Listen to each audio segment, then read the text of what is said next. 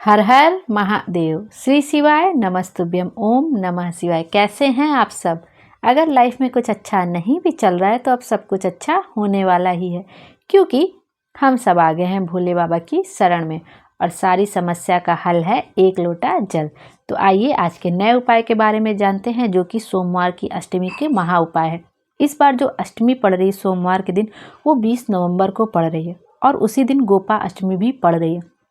तो यह ही बहुत अद्भुत संयोग बन रहा है कि इस बार सोमवार को जो अष्टमी पड़ रही है वह भी कार्तिक मास के महीने में पड़ रही है, जो कि बहुत ही पावन और पवित्र होता है वैसे भी कार्तिक मास का महीना। तो आइए इस अष्टमी में हम क्या उपाय कर सकते हैं वह देख लेते हैं, और कौन से लोग यह उपाय कर सकते हैं वह हम देख लेते हैं।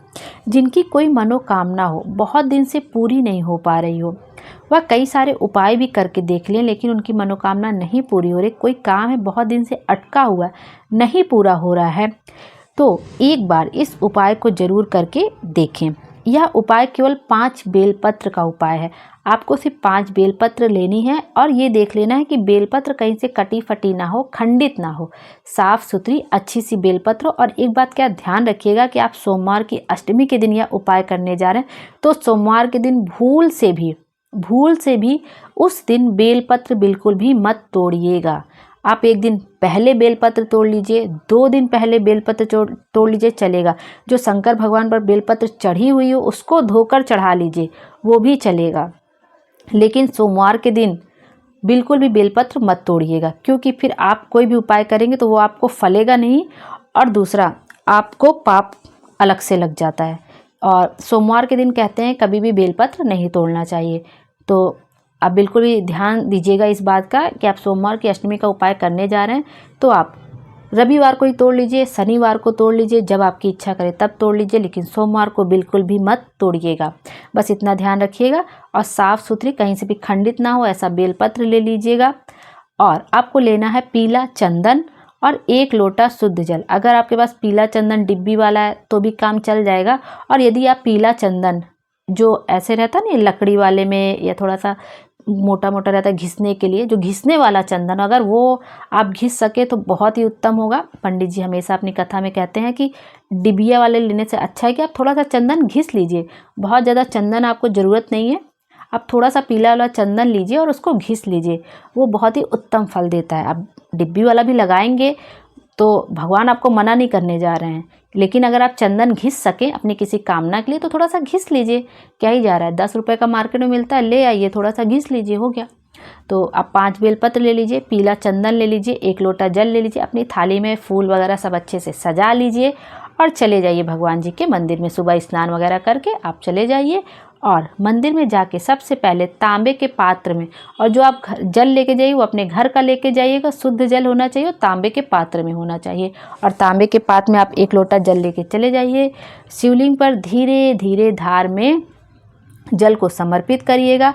आपका मुख उत्तर की तरफ होना चाहिए जल चढ़ाते समय, और आप दक्षिण दिशा की तरफ खड़े हो जाइए, क्योंकि जो जलाधारी जहाँ से जल बह कर जाता है वो उसका मुख हमेशा उत्तर की तरफ होता है, और आप उसके पीछे खड़े होइए। सीधे जब आप उसके पीछे खड़े होंगे तो आप जब जल चढ़ाएंगे तो आपका मुख उत्तर की तरफ ही आएगा। तो दक्षिण दिशा की तरफ खड़े हो जाइए और आपका मुख उत्तर की तरफ रहेगा। तब आप सबसे पहले आप गणेश जी, आपके राइट हैंड पे हमेशा गणेश जी मिलेंगे आपको, गणेश जी पे थोड़ा जल चढ़ा दीजिए। फिर आपके लेफ्ट हैंड पे आपको कार्तिकेय जी मिलेंगे, उन पर थोड़ा सा जल चढ़ा दीजिए। फिर माता अशोक सुंदरी जो बीच में सांप वाली आकृति बनी रहती है उस पर जल चढ़ा दीजिए। उसके बाद माता पार्वती के हस्त कमल पे चढ़ा दीजिए, जो शिवलिंग का कटी भाग होता है जहाँ पे भगवान भोलेनाथ का शिवलिंग रहता है, वहाँ पे जल चढ़ा दीजिए। उसके बाद आप शिवलिंग पर धीरे धीरे श्री शिवाय नमस्तुभ्यम का जाप कर लीजिए, या ओम नमः शिवाय का जाप कर लीजिए, या आप नमः शिवाय बोल लीजिए, या आप जो महामृत्युंजय मंत्र होता है आप उसका जाप कर लीजिए। जो आपकी इच्छा, जो आपकी श्रद्धा हो उसका आप जाप कर लीजिए, और धीरे धीरे खूब धार में आप जल शिव जी को समर्पित करिए। बस एक बात का ध्यान रखिएगा कि जो आपने लोटा लिया है, कलश लिया, वो शिव जी को लगे ना, शिवलिंग को टच नहीं होना चाहिए, और जल की धार इतने ऊंचे से नहीं होना चाहिए कि छींटे आप तक आए। शिवलिंग पर आएगा चलेगा, लेकिन आप तक छींटे नहीं आने चाहिए। बस इन 2 बातों का ध्यान रख लीजिएगा। जल चढ़ा दीजिएगा, जो थोड़ा सा जल उसमें लोटे में आप बचा लीजिएगा, जब चढ़ाते रहेंगे तो आपको दिखेगा भी, थोड़ा सा जल बचा लीजिएगा। जो कलश रहता है उस पर थोड़ा सा जल डाल दीजिएगा, उसमें महादेव जी की 5 बेटियां रहती है, जया, विषहरा, शामलीबाई, देव, देवतली, 5 बेटियां रहती हैं। उसमें थोड़ा सा जल डाल दीजिएगा, थोड़ा सा जल बचा के नंदी महाराज का जो एक पैर उठा रहता है उस पर जल चढ़ा दीजिए। अब आपकी जल चढ़ाने की जो प्रक्रिया अब पूरी हो जाएगी। इस तरह आप जल चढ़ा लीजिएगा। उसके बाद जो आप 5 बेलपत्र ले गए हैं उसमें जो पीला चंदन आप लेके गए, अगर घिस के ले गए तो बहुत ही अच्छा है। आप पीला चंदन जो घिस के ले गए उसको बीच वाली जो बड़ी वाली पत्ती होती है ना, जो सबसे बड़ी वाली पत्ती होती है, फिर उसके लेफ्ट राइट में एक छोटी छोटी पत्तियाँ होती है, तो जो बीच वाली बड़ी पत्ती है उस पर आप पीला चंदन का एक टीका लगा दीजिए।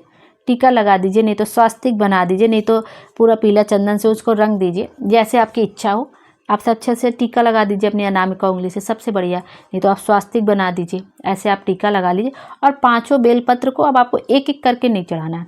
5 बेलपत्र को आप एक साथ एक के ऊपर एक के ऊपर एक 5 को रख लीजिए अच्छे से, और 5 के एक साथ उठा के अपने मन की बात भोले बाबा से बता के शिवलिंग के ऊपर समर्पित कर दीजिए। अपने दिल की बात भोले बाबा से कह के शिवलिंग के ऊपर समर्पित कर दिए।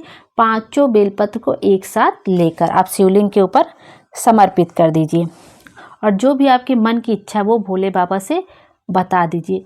आपकी मनोकामना कुछ दिन में ज़रूर ही पूरी हो जाएगी। आप ऐसी श्रद्धा और विश्वास के साथ बस ये 5 बेलपत्र भोले बाबा को समर्पित कर दीजिए चंदन लगाकर। आप देखिएगा कुछ दिन में ही आपकी जो मनोकामना वो ज़रूर से ज़रूर पूरी हो जाएगी।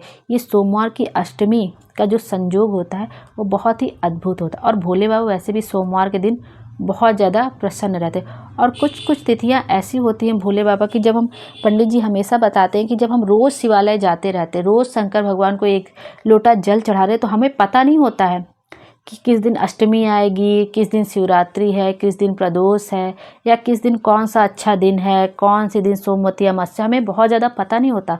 लेकिन जब हम रोज़ जल चढ़ाते रहते हैं तो रोज़ जल चढ़ाते कोई ना कोई तो ऐसा अच्छा दिन, प्रिय दिन होगा जिस दिन, उस दिन भी हमारे हाथ से भोले बाबा को जल चढ़ा जाएगा और हमारी मनोकामना पूरी हो जाएगी।